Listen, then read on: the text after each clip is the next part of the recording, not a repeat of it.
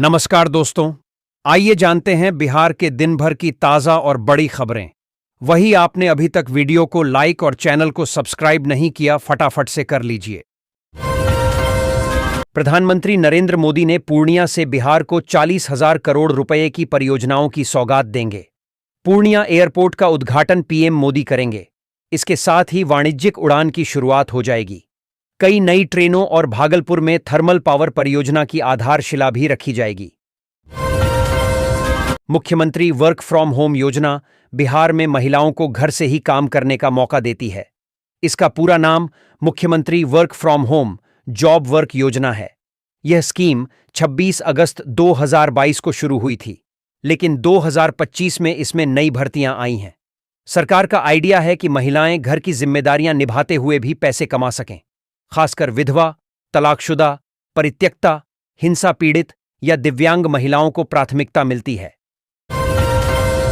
सरकारी ओनएल मार्केटिंग कंपनियों IOCL, HPCL और बीपीसीएल ने ताज़ा दरें जारी करते हुए घरेलू एलपीजी सिलेंडर की कीमतों में 100 रुपये से 200 रुपये तक की कटौती कर दी है। पहले जहां 14.2 किलो वाला घरेलू एलपीजी सिलेंडर 950 से 1050 रुपये के बीच मिल रहा था, अब इसकी कीमत कई शहरों में घटकर 800 से 900 रुपये के बीच आ गई है।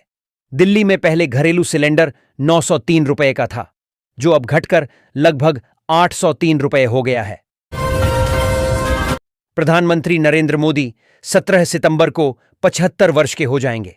इस अवसर पर वे मध्य प्रदेश में टेक्सटाइल पार्क का उद्घाटन करेंगे। पीएम मोदी सबसे लंबे समय तक सेवा देने वाले गैर कांग्रेसी पीएम हैं। रूस के राष्ट्रपति पुतिन ने उनकी इंडिया फर्स्ट नीति की सराहना की है। अमेरिकी राष्ट्रपति ट्रंप ने उन्हें महान प्रधानमंत्री बताया, तो वहीं ऑस्ट्रेलिया के पीएम अल्बानीज ने उन्हें बॉस कहा। ममता बनर्जी ने पश्चिम बंगाल चुनाव से पहले हिंदी भाषी समुदाय को तोहफा देकर बड़ा पॉलिटिकल मास्टर स्ट्रोक खेला है। राजनीतिक विश्लेषकों का मानना है कि यह फैसला भाजपा के लिए मुश्किल खड़ी कर सकता है, क्योंकि बीजेपी भी बंगाल में हिंदी भाषी समुदाय को साधने की कोशिश करती है।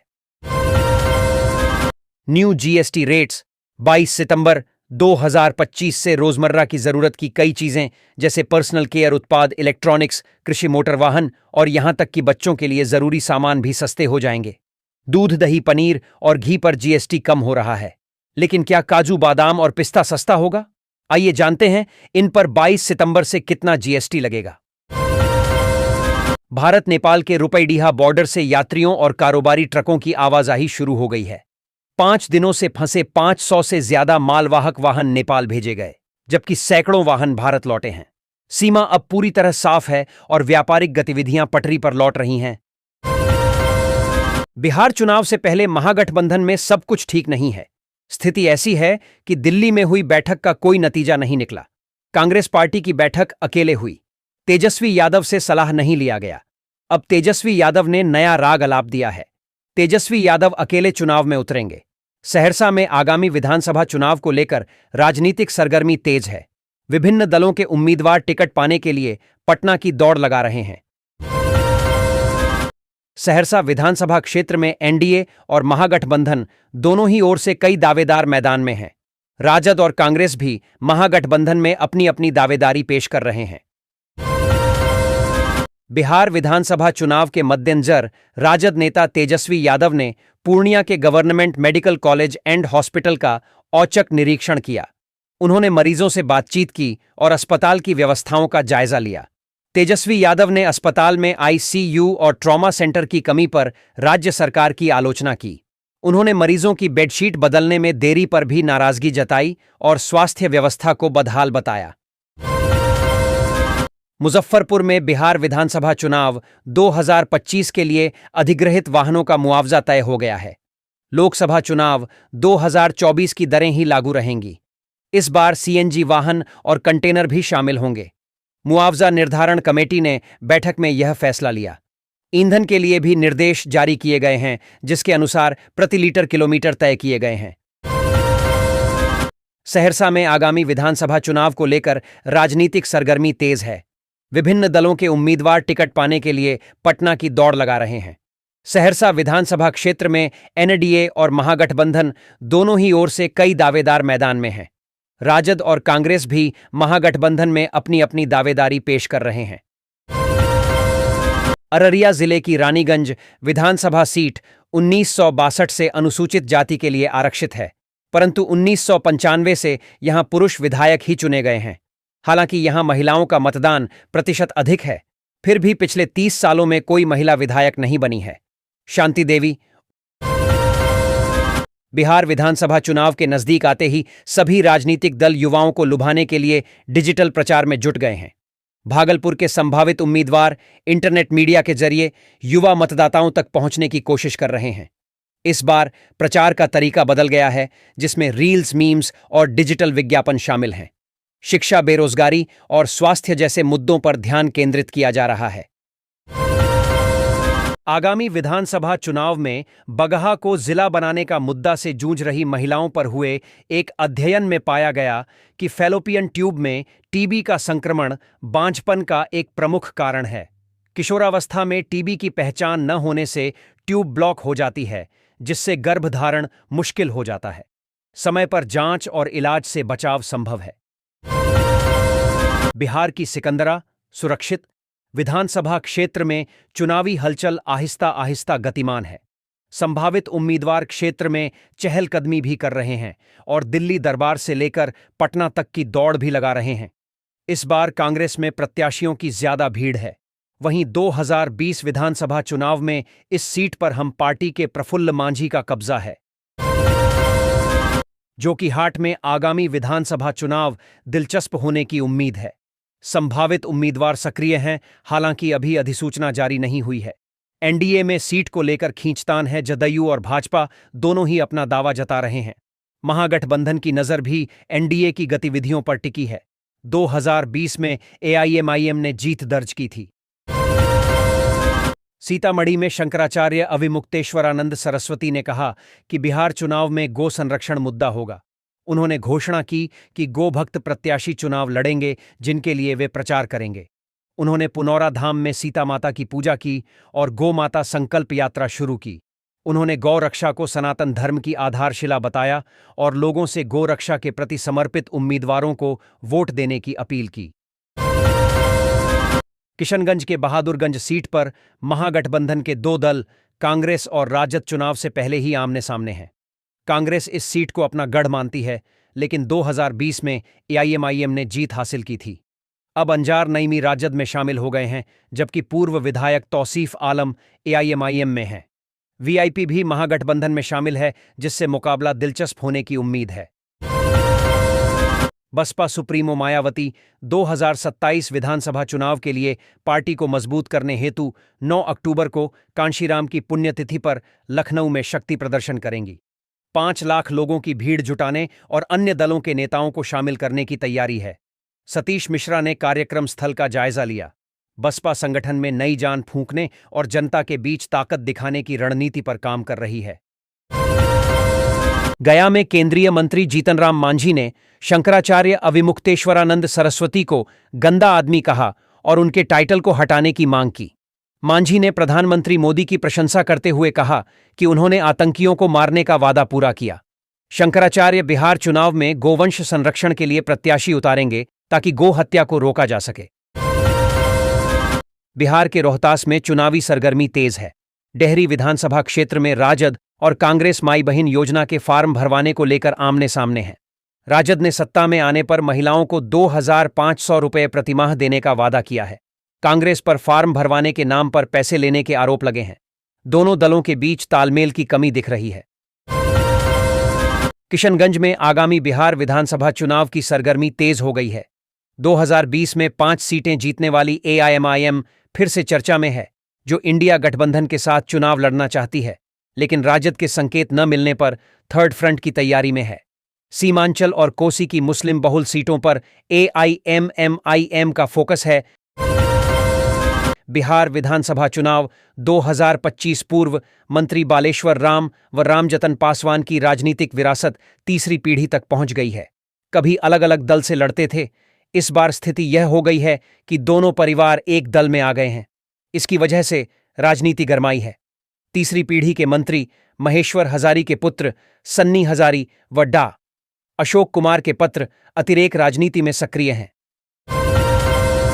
चुनाव के मौसम में जगतगुरु शंकराचार्य स्वामी अविमुक्तेश्वरानंद सरस्वती जी महाराज बिहार विधानसभा चुनाव में गौ प्रत्याशी उतारने की तैयारी में हैं। बिहार दौरे पर निकलेंगे और सीतामढ़ी से अभियान शुरू करेंगे। उनका लक्ष्य गौवंश की रक्षा और गौ हत्या पर रोक लगाना है।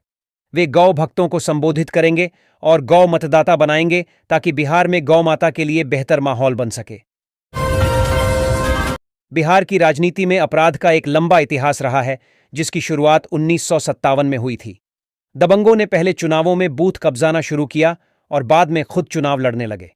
1980 और 1990 के दशक में कई दबंग नेता उभरे जिन्हें राजनीतिक दलों का समर्थन मिला। इनमें से कुछ जैसे शहाबुद्दीन और पप्पू यादव सांसद भी बने। एशिया कप 2025 में 14 सितंबर को टीम इंडिया का सामना पाकिस्तान से होगा। इस मैच को लेकर भारत में काफी विरोध हो रहे हैं। इस दौरान सुप्रीम कोर्ट ने इस मामले में तत्काल सुनवाई से इनकार कर दिया है। पटना समेत बिहार के 30 जिलों में गरज चमक के साथ बारिश की चेतावनी जारी की गई है। किशनगंज समेत 5 जिलों में भारी बारिश की संभावना है। अगले 5 दिनों में तापमान में गिरावट आएगी। बीते 24 घंटों में पश्चिम चंपारण में सबसे अधिक बारिश हुई। उमस भरी गर्मी से लोग परेशान रहे। पटना का अधिकतम तापमान 35.3 डिग्री सेल्सियस दर्ज किया गया।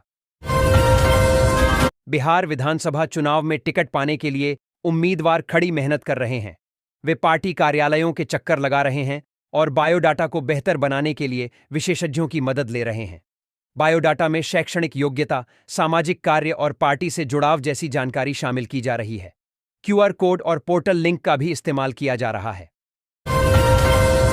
पालीगंज में एक अज्ञात डंपर ने भाजपा के पूर्व मंडल अध्यक्ष श्रीनिवास शर्मा को कुचल दिया, जिससे उनकी मौत हो गई। घटना के बाद चालक फरार हो गया, जिसके कारण ग्रामीणों ने विरोध प्रदर्शन किया। पुलिस ने शव को पोस्टमार्टम के लिए भेज दिया है और मामले की जांच कर रही है। श्रीनिवास शर्मा भाजपा के सक्रिय सदस्य थे। पटना में 17 साल पुराने भूमि विवाद का मामला अदालत में सुलझ गया। छोटू गोप, श्याम देव गोप और कारू गोप के बीच रास्ते को लेकर विवाद था, जिससे वे अदालत के चक्कर काट रहे थे। समझौते के बाद दोनों पक्षों ने राहत की सांस ली। लोक अदालत में न्यायिक दंडाधिकारी प्रियंका कुमारी ने मामले का निपटारा किया। भाजपा के राष्ट्रीय अध्यक्ष जेपी नड्डा ने पटना में बिहार भाजपा के नेताओं को गठबंधन धर्म का पाठ पढ़ाया। उन्होंने राजग की जीत को सर्वोपरि बताते हुए अहंकार त्यागने की अपील की। नड्डा ने राजद को रंगदारी, जंगलराज और दादागिरी का प्रतीक बताया और कहा कि बिहार में विकास हो रहा है। उन्होंने गरीबी में कमी और आवास योजना का भी उल्लेख किया। बैठक में कई वरिष्ठ नेता शामिल हुए। पटना में बिहार स्पोर्ट्स महासंग्राम का अनावरण अभिनेता सोनू सूद और रजत दलाल ने किया। इसका उद्देश्य बिहार की प्रतिभाओं को राष्ट्रीय मंच पर पहचान दिलाना है। यह पहल 38 जिलों के 800 से अधिक स्कूलों और 1 लाख से अधिक विद्यार्थियों को जोड़ेगी। सोनू सूद ने बिहार के बच्चों में प्रतिभा की सराहना की और माता-पिता को खेल के लिए प्रोत्साहित करने का आग्रह किया। बिहार भाजपा ने मोदी मित्र डिजिटल योद्धा अभियान शुरू किया है। इसका लक्ष्य हर विधानसभा क्षेत्र से 10,000 डिजिटल योद्धा तैयार करना है, जो मोदी सरकार और बिहार एनडीए सरकार की उपलब्धियों को घर घर पहुंचाएंगे। अमित मालवीय ने 25 लाख डिजिटल मित्र बनाने का लक्ष्य रखा है, जिसके लिए एक मिस्ड कॉल नंबर भी जारी किया गया है। बिहार के राज्यपाल आरिफ मोहम्मद खान के अचानक पटना विश्वविद्यालय पहुंचने से हड़कंप मच गया। बिना सूचना दिए राज्यपाल के आने से अधिकारी हैरान थे। उन्होंने कुलपति से विश्वविद्यालय के कार्यों की जानकारी ली और छात्रों को राजभवन आकर समस्या बताने को कहा। यह पटना समाचार की एक महत्वपूर्ण घटना है। पटना जिले के बिक्रम विधानसभा सीट को लेकर महागठबंधन में रस्साकशी चल रही है। कांग्रेस भाकपा और भाकपा माले तीनों ही इस सीट पर अपना दावा कर रही हैं। कांग्रेस जहां अपनी सीट बचाने की कोशिश में है, वहीं भाकपा अपने पुराने दबदबे की बात कर रही है। माले भी अपनी दावेदारी पेश कर रही है। मुजफ्फरपुर में घरेलू उपभोक्ता 125 यूनिट से अधिक बिजली खपत होने पर हर घर मुफ्त सोलर पैनल योजना के तहत सोलर पैनल लगवाकर बिजली बिल को शून्य कर सकते हैं। मुख्यमंत्री के आदेश के बाद ऊर्जा विभाग ने कार्यान्वयन शुरू कर दिया है। मुजफ्फरपुर में कनीय अभियंता सर्वे कर लोगों को सौर ऊर्जा के लिए प्रेरित करेंगे और आवेदन में मदद करेंगे। बिहार में विधानसभा चुनाव नजदीक हैं और राजनीतिक दल उम्मीदवारों की कमी से जूझ रहे हैं। कई पार्टियां बाहरी उम्मीदवारों पर निर्भर हैं, जैसा कि 2020 के चुनाव में देखा गया। कांग्रेस और लोजपा जैसी पार्टियों ने भी अन्य दलों से आए नेताओं को टिकट दिए। टिकट न मिलने पर नेता दल बदल भी करते हैं, जिससे राजनीतिक अस्थिरता बनी रहती है। पटना में शाहपुर थाना क्षेत्र के नरगदा गांव में रविवार को 2 नकाबपोश बदमाशों ने एक घर में घुसकर सनसनीखेज वारदात को अंजाम दिया। बदमाशों ने कक्षा 8 की छात्रा को बंधक बनाया और घर से 30,000 रुपये नकद व चांदी के जेवर लेकर फरार हो गए। बिहार में पूर्णिया अब हवाई नक्शे पर मजबूती से अपनी जगह बनाने जा रहा है। प्रधानमंत्री नरेंद्र मोदी 15 सितंबर को पूर्णिया एयरपोर्ट की टर्मिनल बिल्डिंग का उद्घाटन करेंगे। इसी दिन से व्यावसायिक उड़ानों की शुरुआत होगी। बिहार के पटना, गया और दरभंगा के बाद यह राज्य का चौथा एयरपोर्ट होगा। बिहार के सहरसा जिला स्थित ऐतिहासिक मत्स्यगंधा झील का कायाकल्प किया जाएगा। 15 सितंबर को प्रधानमंत्री नरेंद्र मोदी पूर्णिया दौरे के दौरान इस परियोजना का शिलान्यास करेंगे। मिली जानकारी के अनुसार राज्य सरकार ने इस परियोजना के लिए 98 करोड़ 65 लाख रुपए की प्रशासनिक स्वीकृति प्रदान की है। बिहार में सोने चांदी के भाव चढ़ गए हैं। दोनों के रेट में तेजी से उछाल आने के कारण ग्राहकों के बजट से यह बाहर होता जा रहा। कुछ ही दिनों में त्योहारी सीजन की शुरुआत होगी। इससे पहले लोग जमकर सोने चांदी की खरीदारी करते हैं। इसके साथ ही कुछ महीनों में शादी का सीजन भी शुरू होगा, जिसके कारण लोगों की चिंता बढ़ गई है। बेरोजगार युवाओं को रोजगार देने के उद्देश्य से अररिया जिला नियोजनालय और संयुक्त श्रम भवन में 15 सितंबर को जॉब कैंप लगाया जाएगा। एमआरएफ टायर्स और Flipkart private limited company Telangana के संगारेड्डी में भर्तियां करेगी। दोनों कंपनियां प्रशिक्षु, पीकर और पैकर पदों पर नियुक्तियां करेंगी। भागलपुर में पुलिस ने अपराध नियंत्रण और सुरक्षा बढ़ाने के लिए विशेष अभियान शुरू किया है। एसएसपी हृदयकांत के निर्देश पर जिले के सभी थाना क्षेत्रों में रोको टोको और गाड़ियों की जांच अभियान जारी है। इसका मकसद संदिग्ध गतिविधियों पर नजर रखना और नागरिकों की सुरक्षा सुनिश्चित करना है। प्रभात खबर इलेक्शन एक्सप्रेस शुक्रवार को किशनगंज जिले के किशनगंज विधानसभा क्षेत्र में पहुंची, जहां के रुईधासा मैदान में चौपाल का आयोजन किया गया। कार्यक्रम में एसआईआर, ग्रामीण, सडीडीडीएचके सहित कई अन्य मुद्दों पर जनता ने नेताओं से सवाल किए। जनता ने जनप्रतिनिधियों पर क्षेत्र के बुनियादी मुद्दों को लेकर तीखे सवाल दागे। जनता के सवाल पर नेताओं के बीच मंच पर ही जमकर बहस हुई। कई बार जनप्रतिनिधि आपस में भी भिड़ते नजर आए। पीएम नरेंद्र मोदी 15 सितंबर को बिहार के पूर्णिया आ रहे हैं। लंबे इंतजार के बाद अब पूर्णिया एयरपोर्ट के शुभारंभ का सपना पूरा होने जा रहा है। पूर्णिया एयरपोर्ट का उद्घाटन करने के साथ ही बिहार को कई और सौगात प्रधानमंत्री देंगे। वहीं Gulabbagh, 0 mile, Sheeshabari SSB camp मैदान में पीएम की जनसभा भी होगी। पीएम मोदी के आगमन को लेकर सुरक्षा के बेहद कड़े इंतजाम पूर्णिया में किए गए हैं। ड्रोन कैमरे पर रोक लगाई गई है, जबकि एसपीजी ने सुरक्षा की कमान संभाल ली है।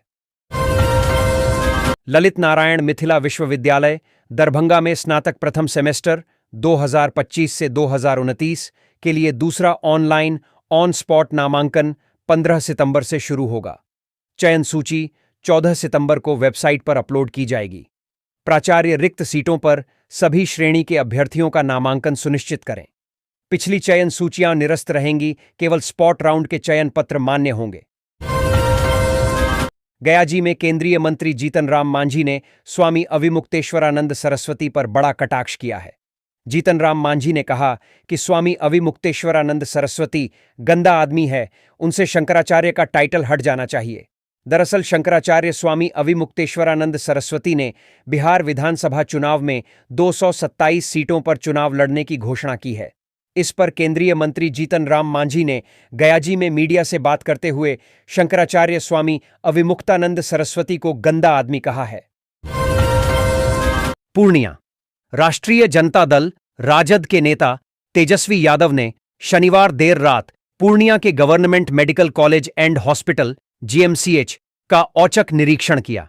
इस दौरान उन्होंने बिहार सरकार पर स्वास्थ्य व्यवस्था की बदहाली को लेकर हमला बोला। उन्होंने कहा कि एनडीए सरकार के भ्रष्ट मंत्री और अधिकारी भ्रष्टाचार में कमीशन खाने के लिए हजारों करोड़ रुपए खर्च कर केवल बिल्डिंग बनाते हैं, लेकिन डॉक्टर, स्वास्थ्यकर्मी, लैब टेक्नीशियन, ड्रेसर और असिस्टेंट की नियुक्ति नहीं करते।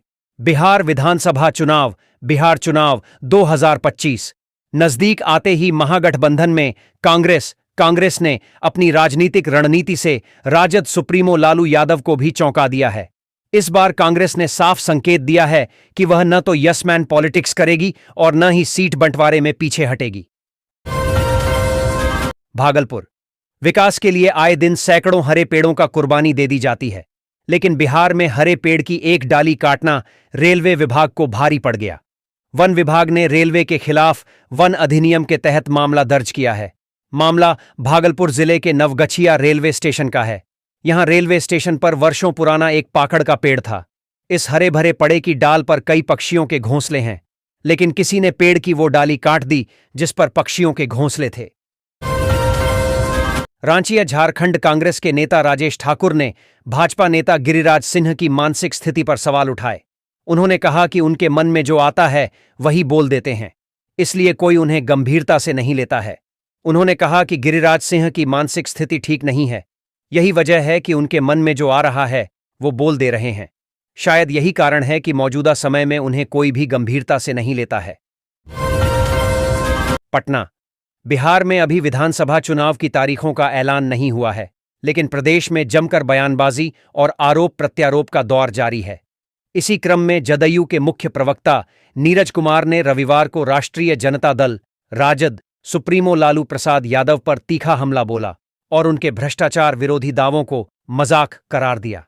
साथ ही नीरज कुमार ने एनडीए सरकार के खिलाफ उनकी टिप्पणियों को लेकर उन पर पाखंड का आरोप भी लगाया। बिहार चुनाव को लेकर एनडीए में सीट बंटवारे पर खींचतान जारी है। हिंदुस्तानी आवाम मोर्चा सेक्युलर के अध्यक्ष और केंद्रीय मंत्री जीतन राम मांझी ने 15 से 20 सीटों की मांग करते हुए कहा है कि अगर ऐसा नहीं हुआ तो उनकी पार्टी अकेले ही 50 से 100 सीटों पर चुनाव लड़ेगी।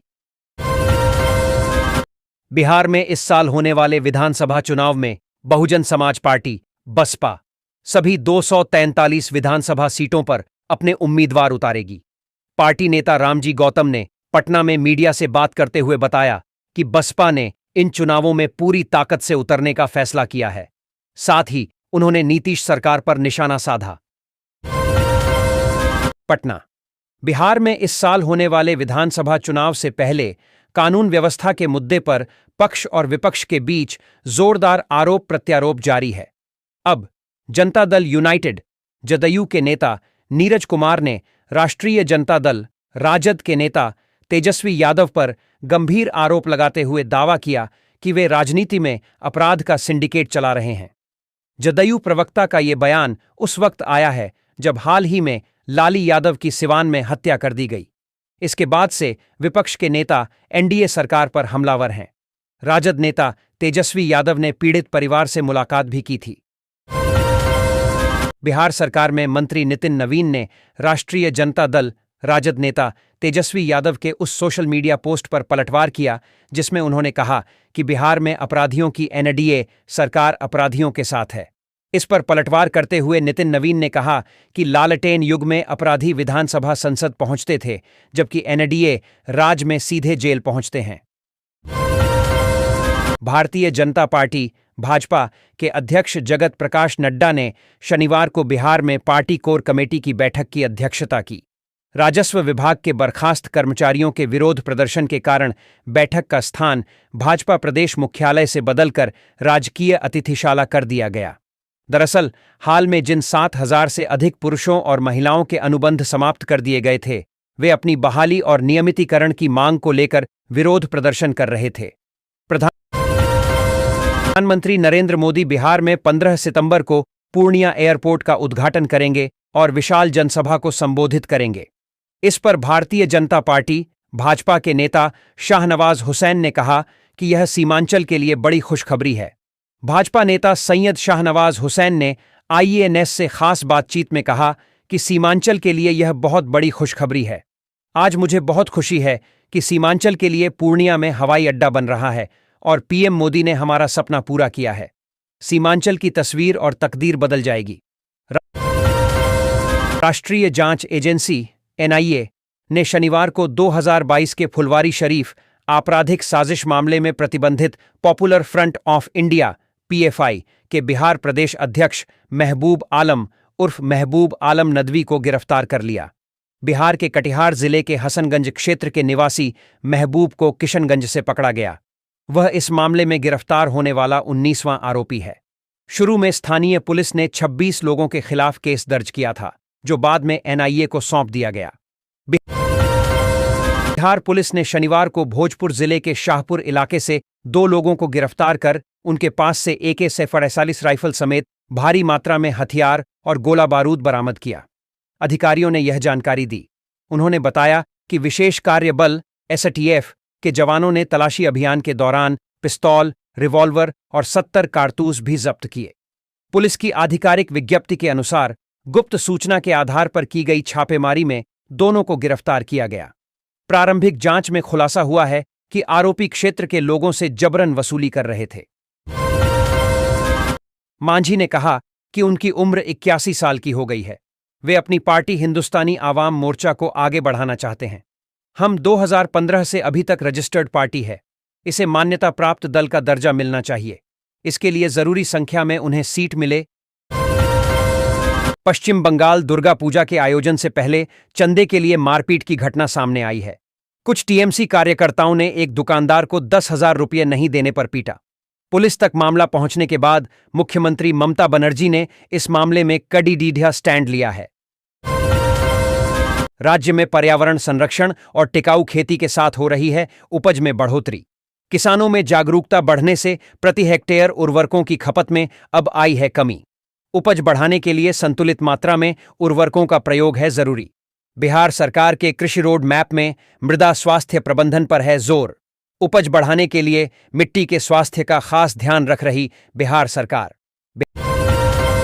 बिहार न्यूज। सरकार ने किसानों के लिए एक खास योजना शुरू की है जिससे वे गेंदा फूल की खेती कर सकते हैं।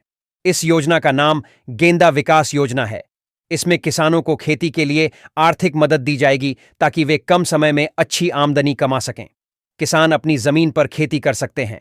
न्यूनतम 0.1 हेक्टेयर और अधिकतम 2 हेक्टेयर तक खेती का लाभ मिलेगा। 1 हेक्टेयर पर खेती का खर्च करीब 80,000 रुपये माना गया है और इसमें 50% तक यानी 40,000 रुपये तक की मदद मिलेगी। पटना में शनिवार को बर्खास्त संविदा कर्मचारियों ने प्रदर्शन करते हुए भाजपा दफ्तर तक जा पहुंचे। प्रदर्शनकारियों ने बीजेपी कार्यालय को घेर लिया। हजारों की तादाद में शामिल संविदा कर्मी सरकार के खिलाफ नारेबाजी और विरोध प्रदर्शन कर रहे हैं।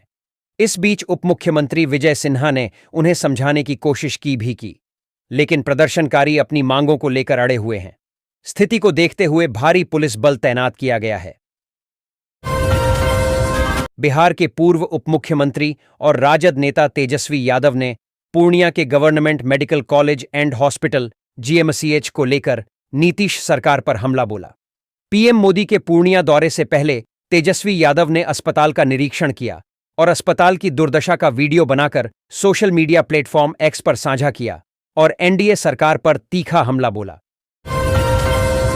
पूर्णिया हवाई अड्डे के उद्घाटन के बाद 17 सितंबर से इंडिगो एयरलाइंस रांची से पूर्णिया वाया कोलकाता के लिए नई विमान सेवा शुरू करेगा। अभी यह विमान प्रायोगिक तौर पर सप्ताह में 3 दिन सोमवार, बुधवार और शुक्रवार को संचालित होगा। यह विमान रांची से सुबह 7:30 कोलकाता के लिए रवाना होगा। कोलकाता से यात्रियों को लेकर दोपहर 1:40 पर पूर्णिया पहुंचेगा। इसी दिन यह विमान फिर से रांची वाया कोलकाता के लिए प्रस्थान करेगा। Bharat versus Pakistan Asia cup match live score card online. Asia cup 2025 का छठा मैच भारत और पाकिस्तान के बीच दुबई में खेला जा रहा है। पाकिस्तान ने टॉस जीतकर पहले बल्लेबाजी का फैसला किया। मैच का live telecast Sony Sports Network पर देख सकते हैं। लाइव स्ट्रीमिंग सोनी लिव और फैन कोड पर उपलब्ध। बेगूसराय निज प्रतिनिधि। जिले के 9 व खगड़िया जिले के 6 बदमाशों की संपत्ति जब्त होगी। डीआईजी आशीष भारती ने बदमाशों के द्वारा अर्जित अपराध जनित संपत्ति की बीएसएनएस की धारा 107 के प्रावधानों के तहत अधिग्रहण की कार्रवाई के लिए प्रस्ताव कोर्ट को भेजा गया है। इनमें से कोर्ट के द्वारा खगड़िया जिले के एक बदमाश को नोटिस भी भेजा जा चुका है। डीआईजी ने बताया कि उपलब्ध दस्तावेजों, प्राप्त सूचनाओं के आधार पर बेगूसराय जिले के 100 और खगड़िया जिले के 50 बदमाशों को चिह्नित कर उनके आपराधिक इतिहास के साथ विवरणी उपलब्ध कराया गया है।